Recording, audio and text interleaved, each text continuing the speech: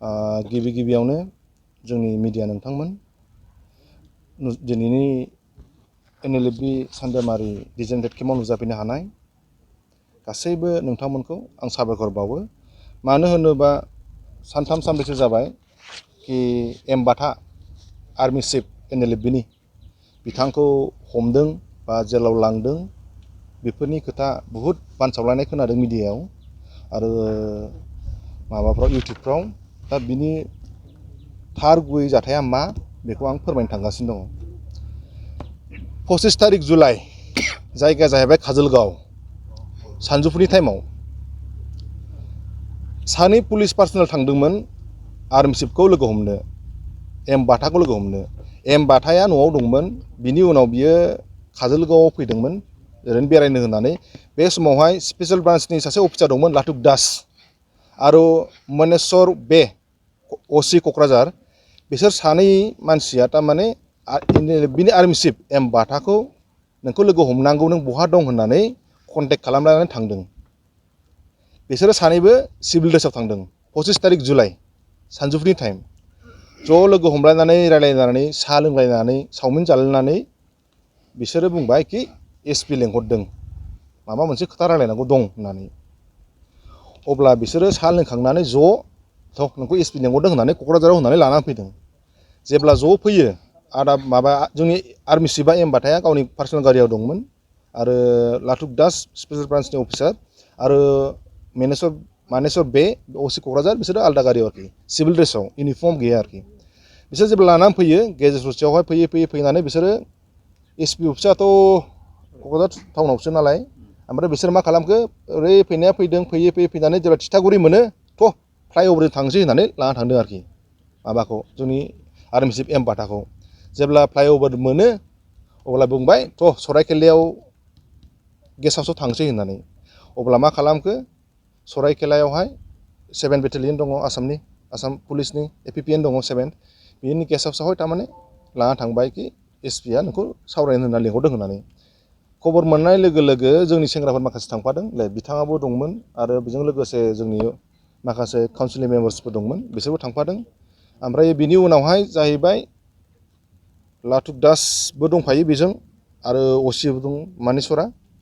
बिनि उनावहाय बे 5टा 6टा 7टा एराउन्ड 5 PM आवहाय मा होनोमोनलायो फैदों SPआ जोंना बे क'क्राझारनि SP बे मा होनोमोनलायो पुष्पाराज सिं सारा थारमाने बेखौ लोगो हमफैदों आरोखि।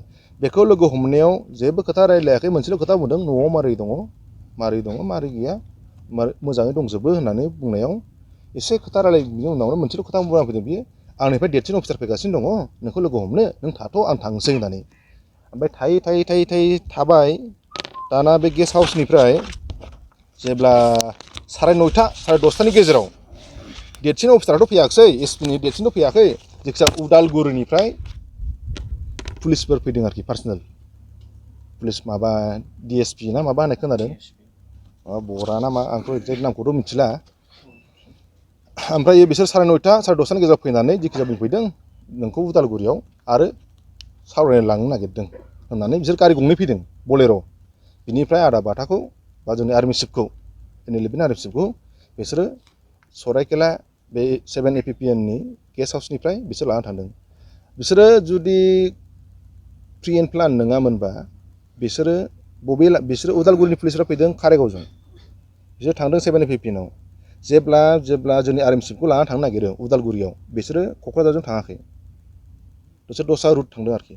लामाया थारमाने बबेजों फैदों बेजों हाबाखै, बिसोर थारमाने दस्रा रुट लादों आरोखि बाया बहलपुर। खिन्थु जानाखि उदालगुरिनि पुलिस पार्सनेलफोर फैफादोंमोन पुलिस अफिसारफोर फैफादोंमोन, बिसोर थारमाने बे बहलपुरनि लामाखौ मिथिया। ओमफ्राय बेहाय बहलपुरनि लामाखौ दैदेनलांदों बे स्पेशल ब्रान्सनि लाटुक दास ओमफ्राय मा होनोमोनलायो बे क'क्राझार टाउननि OC मनेस्वर बे, बिसोर सानैया थारमाने बहलपुरसिम दोनलांदों आरोखि माबाखौ मा होनोमोनलाय जोंनि आर्मि चिफखौजों आरो माबाखौजों मा होनोमोनलायो बे उदालगुरिनि जानाखि पुलिसफोर फैदों गारि गंनै बलेर' गंनै फैदों आरोखि गुफुर। बिनि उनावहाय थाङै थांबाय जेब्ला माबा जायो मा होनोमोनलाय एराउन्ड लाइक 3टा बा 3:30नि गेजेराव फुंनियाव लांनांगौआ उदालगुरि माबायावसो लांनांगौमोन, मा होनोमोनलायो थानायावसो लांनांगौमोन, पुलिस स्टेसनावसो लानांगौमोन बिसोर मा खालामखो बाया आरो खालायगावआव सोना दोनदों आरो बेबो खालायगावआव थारमाने माबायाव सोना दोनदों बिसोरो थारमाने माबायाव पुलिस स्टेसनाव जेब्ला साराय तिनथा लोगो मोनहैयो बिसोरनो साहा होदों दे नोंसोरबो दिनै थाथ'दो गाबोन फुङावनो एसपिआ लोगो हमफैगोन होननानै थगायनानै दोनलायबाय बिनि उनावहाय दाना गैया जेब्ला जोंनि मानसिफ्रा नागिरबाय थायो जोंनि मानसिफ्रा एसपिनाव फन खालामबाय एसपिआबो आं मिथिया होनो डिएसपिनाव फन खालामबाय एडिसनेलनाव फन खालामबाय मिथिया होनो जेब्ला बिसिबांनाखि पुलिस थाना दङ जोंनि जानाखि इनफरमेसन सेल दङ जेब्ला जोङो बेखौ जोङो माबानानै फाथायनानै मोनो खालायगाव दङ होनना जों एक्जेक्ट इनफरमेसनखौ मोनबाय जेब्ला जों थाङो मानसिखौ अलरेडि दाना लाना थांलाय माजबाटआवहाय लाना थांलायबाय खालि दङमोन गारि जोंनि आर्मि चिफजों गावनि पार्सनेल गार्ड दंफायोमोन ओमफ्राय पार्सनेल ड्राइभार दंफायोमोन बिसोर सानै ओमफ्राय गाव बे आर्मि चिफ बेखौ लानानै डाइरेक्ट माबायाव लांलायबाय माजबाटआव जेब्ला माजबाटआव लाङो अब्लासो घटनाया जाहैनोसै अब्लासो जाहैनोसै घटनाया जोंनि आर्मि चिफखौ ओरैबायदि दारायाव खोख्लैदों माखासे थारमाने माबा मा होनोमोनलायो आन्डार आइपिसि आन्डार सेक्सन 120B 121 121A 122 387 506 आरो एडेड सेक्सन दंबावो आर्म्स एक्ट आरो बेखौ खोख्लैनानैहाय जोंनि आर्मि चिफखौ साइन होदों कि नोंना एभिडेन्स दङ कि नोङो थांनाय बे ब्लाना माथाय एक्जेक्ट आंबो मिथिया दै जिखिजाया गेजेर ससेयाव नुलाबायदोंमोन ब्लाना माबा बड'लेण्ड लिबारेसन आर्मि ना माबा होननाय बे संगठनजों लोब्बा दङ बे दानायाव होननानैहाय बेखौ थारमाने बे नोंखौ बेयाव माबानाय जादों होननानै बुङो आरोखि मानो होनबा नोंना एभिडेन्स दं होननानै दावहारु मानसिया टंलानि बे मानसिखौ अलरेडि बिसोरो ब्लानि माबायावहाय हमखादों बे मानसिखौ जेब्ला हमो अब्ला बेखौ थारमाने सुथ्रुआ जोंनिया दस्रा हारि नङा दै जोंनि बर'आनो हिन्स होबाय आङो बे मानसिखौ दावहारु जानाखि सिखाव बेखौ थारमाने रिमाइन्डआव लाबोफिननानै जानाखि बुंहोदों खोथाफोरखौ जेब्ला जोंनि आर्मि चिफआ लोगो मोनो खिन्थु दावहारु होनायखौ मानसिखौ सिनाया रायलायफेरनोबो मोनाखै बे मानसिया थारमाने जोंनि आर्मि चिफखौ बुंदों बे इनभल्भमेन्ट दङ आरो बेनो माबा खालामनो होदों इनसिस्ट खालामदों कि ब्लाखौ दानांगौ होननानै उइदाउट एभिडेन्स बिनि होनाय लोगो लोगो जोंनि आर्मि चिफजों एसे गुद्दा गुद्दि जालायलायदों आरोखि पुलिस स्टेसनावनो आं सिनायावसो नों आंखौ बोरै होनखो होननानै बिनि लोगो लोगोनो कर्टआव लानानै थांबाय कर्टनिफ्राय लोगो लोगो जेराव लाना फैबाय जेराव लाबोनाया जाहैबाय माबायाव मा होनलायो 26 तारिख मोनायाव 5टा अराउन्ड उदालगुरि डिस्ट्रिक्ट जेराव लाना फैदोंमोन दाना बिनि अखानायै बिनि मोनायाव जेब्ला बे दावहारु सिखावा मानसियाथ' आरो उग्रपन्थी नंगौना नङा मिथिया दावहारुखौथ' जोंथ' सिखावसो होनना मिथियो नालाय ओमफ्राय बियो जेब्ला जोंनि आर्मि चिफ उन्दुनाय खाथियाव फैनानै बे निमाहा बिफिदों आरोखि कि देख सार आं बुंनांगौ नङामोन नाथाय उफाय गैयैयाव आं नोंनि नामखौ लानांदों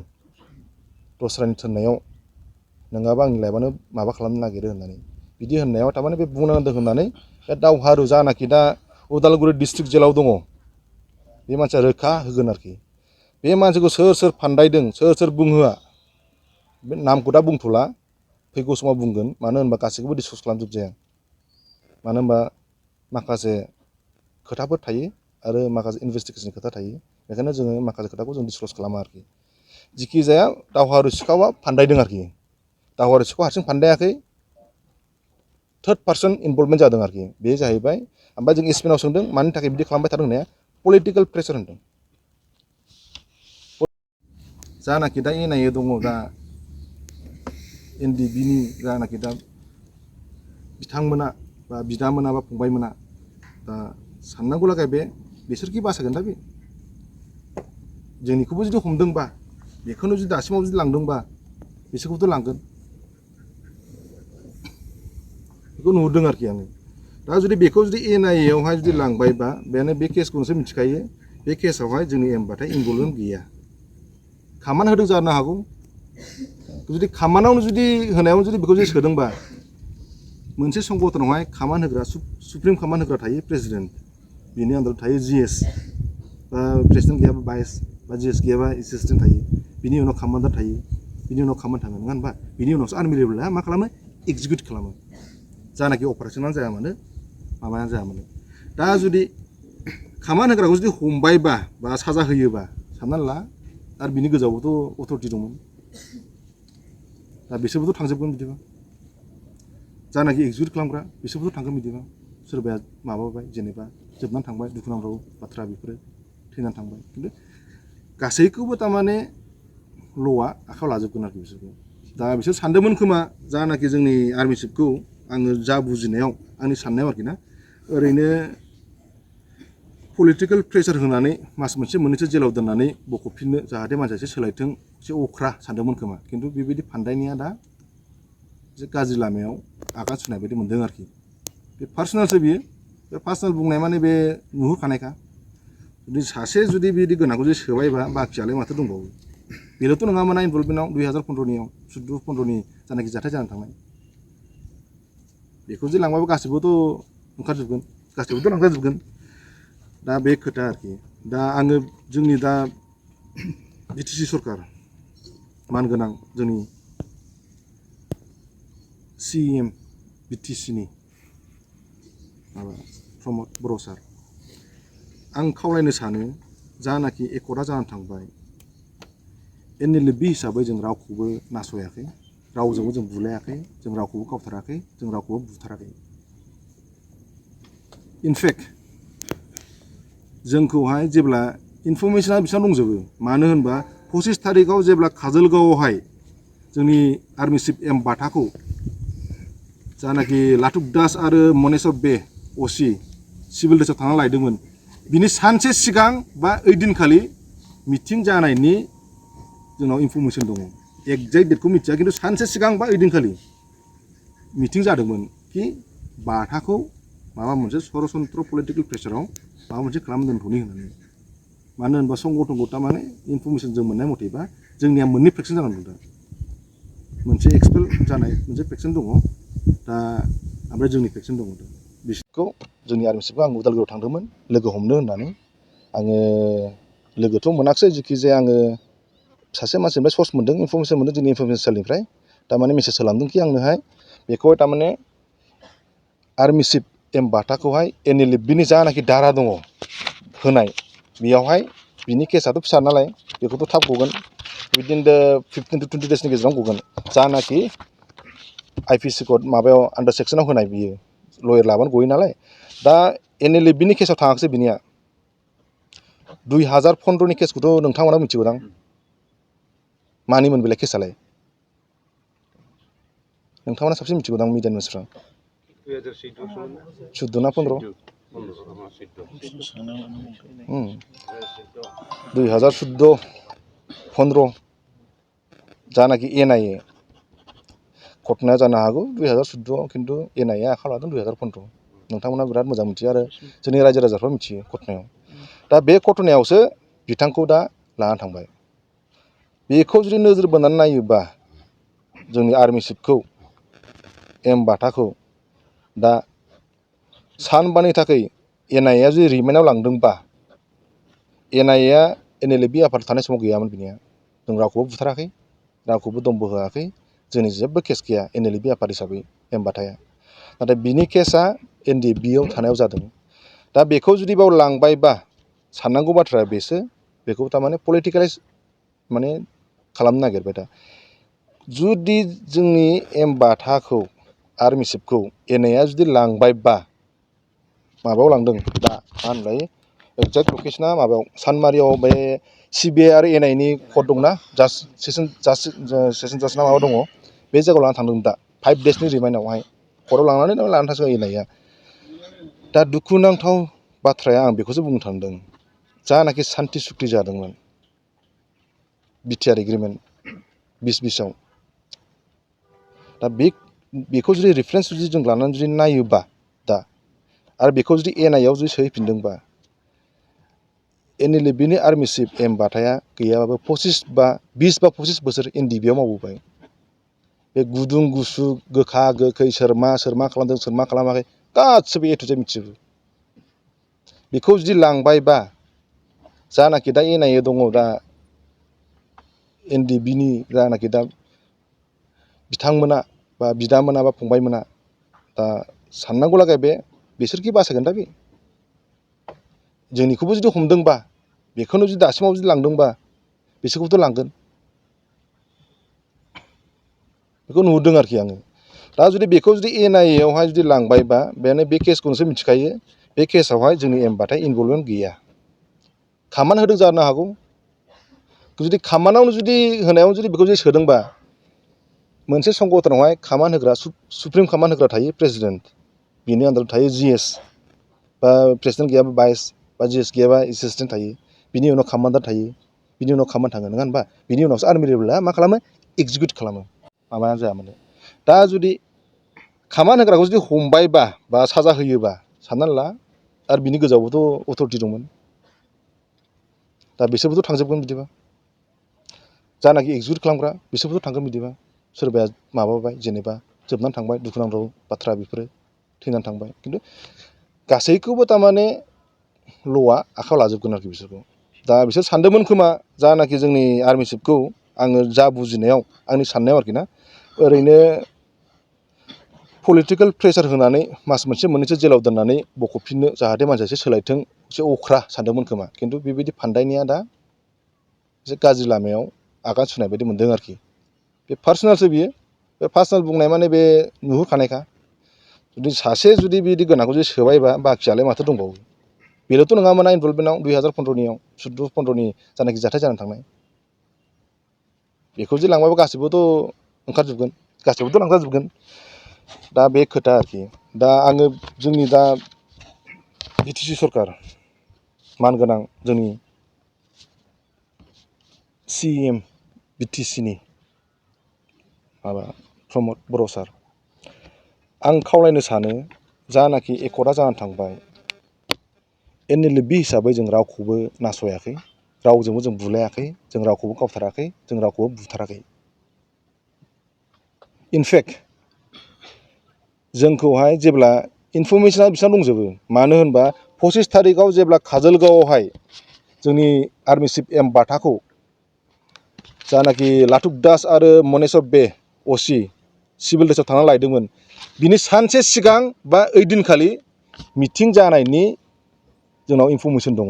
एक्जेक्ट डेटखौ मिथिया, खिन्थु सानसे सिगां बा ओइदिनखालि मिटिं जादोंमोन कि बाथाखौ माबा मोनसे सरासनस्रा पलिटिकेल प्रेसाराव माबा मोनसे खालामना दोनथ'नि होननानै। मानो होनबा संगठनखौ थारमाने इनफरमेसन जों मोननाय मथेबा जोंनिया मोननै फेक्सन जानानै दं दा। मोनसे एक्सपेल जानाय मोनसे फेक्सन दङ दा, ओमफ्राय जोंनि फेक्सन दङ दा। बिसोरनाथ' दा केम्पबो गैया, माबो गैया, आंथ' मिथिया बहा थायो बहा मायो। जिखि जाया थारमाने बिसोरो थारमाने न'आव थायो नालाय, बिसोर माखासे जानाखि NLFB संगठननि जानाखि कनस्टिटिउसन दङ, बिसोर मिथियो। दा आरो जोंनि बेरेखा जानाय लोगो लोगो बिसोरो जोंनि माखासे माखौ जों लुगैयो, माखौ जों लुगैया, बेखौ थारमाने जोंनि जानाखि मा होनो सुथ्रु थायो, बिसोरनो थारमाने इनफरमेसनखौ होयो आरोखि। किबा जाने बेबायदि खेथ्रआव बियो माबादों आरोखि, फान्दाय जादों। एबा BTCनि CM मिस्टार प्रमद बर' सारखौसो आङो खावलायो कि बे एसे खबर लानांगौमोन कि मा जामारदों जाथाया। आं संगठन हिसाबै लानो थिनाखै, नाथाय सासे बर' हिसाबै थारमाने लाजानो लुगैदोंमोन आरोखि, बा फन खालामजानो, बा गावनि फनथ' खालामनाङा, जोंथ' उन्दै मानसि, गावखौनो बिराद बेस्थ' थायो आरो खामानि मावो। नाथाय बियो माबा मा होनोमोनलाय, एसेबाबो गावनि मानसिफोरखौ खबर लानो मा जामारदों बेखौ थनहरबा मोजां जागौमोन। ओइदिनखालिनो जोंखौ, जोंनि मानसिखौ थारमाने माबा जयन्त मल्ला बरुवा, नोंथांमोना सिनायो जानो हागौ। बे सारा थारमाने मोनानि 2टायाव जोंखौ गावआ दिल्लीनिफ्राय फैदोंमोन। खबरखौ मिथिनाय लोगो लोगो कि जोंनि NLFBनि आर्मि चिफआ बिदि जाथाय जाबाय होननाय लोगो लोगो जोंखौ, जोंनि जानाखि काउन्सिलनि मेम्बार्सफोरखौ गुवाहाटियाव लेंहरदों। मोनानि 2टायाव जुदि फुंनि आरोखि ना, बेयाव जुदि जोंखौ आसामनि मा होनोमोनलाय सासे मिनिस्टारा जुदि लेंहरनो हायोमोनबा, जोंनावथ' मेरला MCLA दङ, EM दङ, जाथायखौ खोनाखाबाय, मिथिखाबाय, मिडियाआवसो सिरि बुंनानै थाबायना। जों बेखौ दुखु मोनदों आरोखि। सासे आसामनि मिनिस्टारा जुदि मोनायाव जुदि लेंहरनानै जोंनि इसुखौ खोनासङोबा, बे जोंनि थाखाय गोजोनथाव आरोखि। बुंहरदों, जोङो थारमाने मिथिस्लाबाखैमोन, खबरखौ जों मोनदों, मोननाय लोगो लोगो जोङो नाजावदों, नोंसिनि दुखु खस्थ'खौ जों मिथिगौ, जाथ'वा जानाया, थाबैनो जाया, गासैबो गभर्नमेन्ट पलिसिया थारमाने टाइम लायो होनदों आरोखि। दा जोङो जेब्ला 22 जुलाइ 2 बोसोरनि सिगां 2021आव सिखारिडाङा जों जेब्ला ओंखारबोदोंमोन, बेहाय दङमोन पिजुस हाजरिका सार ओमफ्राय जयन्त मल्ल सारबो दंमोन, बरुवा सारबो दंमोन, प्रमद सारबो दंमोन, गबिन्द सारबो दंमोन आरो सासे दंबावोमोन मा होनोमोनलायो बेखौ नामखौ बावबाय आरोखि आं। बे समावनो बिसोर लायदों जोंखौ अरुणाचल बर्डारनिफ्राय। बे समाव जुदि लायनायाव जुदि जयन्त मल्ल बरुवा सारा जुदि दासिमबो जुदि गोसोआव दङबा कि जोंनि इसुआ मा जानानै दङ, जोंनि बे जानाखि दा मानगोनां CM सार आरो डिपुटि सारा थारमाने डिपुटि CMआ बिसोरबो थारमाने एसे थाल लानांगौमोन कि मा जामारदों। इनफेक्ट थालथ' लानाया अब्लाबो थारमाने एसे माबा लानो लुगैदोंमोन बे मुहुर्त समाव। मानो होनबा एम बाथाया NLDB-आवल' मावबोआखै, NDB-आवबो बियो गैया 20 बा 25 बोसोर गावनि समखौ जानाखि जिउ जानांगौमोन बे समखौ बियो अलरेडि हारिनि थाखाय बावसोमबोबाय। बे मानसिखौ जुदि पलिटिकेल प्रेसारै जुदि मास मोनथाम मोनब्रैनि थाखाय दोनहैनांगौ होननानै जुदि जेलाव सोनानै दोनहैयोबा अत्यन्त गाज्रि आरोखि बे पुलिसा। सान्थि बिदिनो सान्थि फैया। दिनैहाय दे लिडार हिसाबै दाख्लैनो होनांगौमोन आं प्रेसमिटखौ, मानि थाखाय होआखै? मानो होनबा सानदों मा जागोन होबा। इनफरमेसनखौ कालेक्ट खालामग्रोनांगौ, बुंबानो जाया माखासे जिनिसफ्रा। दा जोंसो सान्थि दङ, दा साननानै दङ कि जेबो खालामथ'वा होननानै। दुखु मोननानै जुदि माबा खालामबा सोर रेसपन्सिबिलिटि लागोन जेनेबा? गभर्नमेन्टआ लागोन ना सोर लागोन? बेबायदि।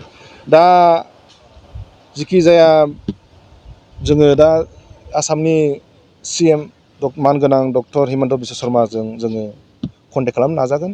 बे सप्तायावनो जुदि एपइन्टमेन्ट मोनोबा लोगो हमगोन होननानै इनफरमेसन फैफिनदों। मानो होनबा जोंनि मानसिया दंहैयोमोन। माने दिनैबो लोगो हमनो हागौ बा बे सप्तायाव जायाबाबो थारमाने नेक्स्ट सप्तायाव थारमाने विदिन द सर्ट पिरियड अफ टाइम जोङो आसामनि चिफ मिनिस्टारजों लोगो हमनानै जानाखि जोंनि जाथाय जों बेखौ खोन्थाहैगोन आरोखि। जेखिजाया आंनिफ्राय रायजो राजाफोरखौ खावलायो गुरैयै धैज' था। मानो होनबा बे जुगा बुलायनाय सुलायनायजों नङा, मेलेम नांगौ, माथा बाहायनांगौ। माथा बाहायनो रोङाबा जों एसेयावनो एसे गब्र'गोन, बेनो आरोखि। दा आङो रायजो राजाखौ आरो खनसे खावलायबावो, जाहाथे उन जोलैयाव बेबायदि एक्सन एब्रु दाखालामथों। एक्सन एब्रुआवनो जोङो बेबायदि भुगिनांगासिनो दङ। बेफोरबायदि खालामा हसिया जुदि खौसेथियै जुदि जों आवगायलांनो हायोबा जों बड'लेण्डखौबो मोनगोन। दा जोबनायाव जेब्ला आङो आर्मि चिफखौ लोगो मोनदों दहायो, बे मोनसे मेसेज होलांदों, बे आंनि नङा बियो, मानो होनोमोनलाय जोंनि आर्मि चिफ एम बाथानिफ्राय थारमाने बे बुंदों आरोखि ना, हारिनि थाखाय गोसो होनानै मावोबा दुखु खस्थ' सहायनाङो, अब्लाबो जों फावसायनाङा, सानसेबाबो जों देरहासार जागोन, जै बर' हारिनि होननानै बे थांदों आरोखि दहाय। गोजोन्थों। सोलोंथाइ बोसोर 2023-24 नि थाखाय फरायसाफोरनो गोदानै मुं थिसननाय लानानै फैदों क'क्राझारनि डक्टर सभा ब्रह्म मिउजिक आरो फाइन आर्ट्स कलेजआ। क'क्राझार सहरजों नांजाबनाय हाब्रुबारियाव थानाय बिटिआरनि गंसेल' डक्टर सभा ब्रह्म मिउजिक आरो फाइन आर्ट्स सरकारि कलेजआव दायो फरायसाफोरनि गोदानै मुं थिसननाया अनलाइननि गेजेरजों सोलिगासिनो। फरायसाफोरा क'क्राझार मिउजिक एन्ड फाइन आर्ट्स.in वेबसाइटआव थांनानै मुंखौ थिसननो हागोन। 12 थाखो उथ्रिसारनाय फरायसाफोरा bachelor of fine arts, bachelor of music आयदानि थाखाय मुं थिसननो हागोन। बे सरकारि कलेजआव मोजां सोलोंथाइजों लोगोसेयैनो हौवासा हिन्जावसाफोरनि थाखाय आलादा आलादायै हस्टेलनि खाबुबो दं। गोसो गोनां फरायसाफोरा क'क्राझारनि डक्टर सभा ब्रह्म मिउजिक आरो फाइन आर्ट्स सरकारि कलेजआव गोदानै मुं थिसन्नोब्ला नैबे मबाइल नम्बर 9085292451 आरो 93654912557 आव थोंजों सुलाद लानो हागोन।